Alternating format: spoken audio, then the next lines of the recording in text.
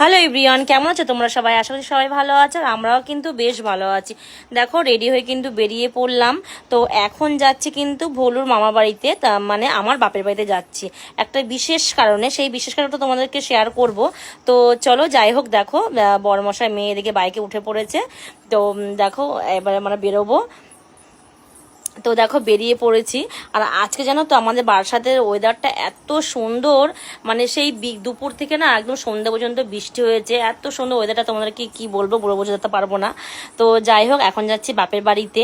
আর বাপের বাড়ি আসলে না একটা শান্তির প্রতীক। কেন বলো তো বলছি, একটু বাদেই তোমরা বুঝতে পারবে। জানো তো আমার শ্বশুরবাড়িও বারাসাতে আর বাপের বাড়িতেও বারাসাতে, কিন্তু শ্বশুরবাড়িটা রোডের একদমই পাশে, আর বাপের বাড়িটা কিন্তু একটু গ্রাম সাইডে। তো দেখো কেন শান্তির প্রতীক বলছি, তোমরা দেখেই বুঝতে পারছো, চারিদিকে সবুজে সবুজ গাছপালা ঘেরা। তো যাই হোক, বলতে বলতে দেখো ফাইনালি কিন্তু পাড়ার রাস্তায় চলেও এসছি। তো এই যে দেখো আমাদের পাড়ার রাস্তা, মানে আমার বাপের বাড়ির গলি যাচ্ছি এখন। তো দেখো বলতে বলতে কিন্তু চলেও এসছি বাপের বাড়িতে।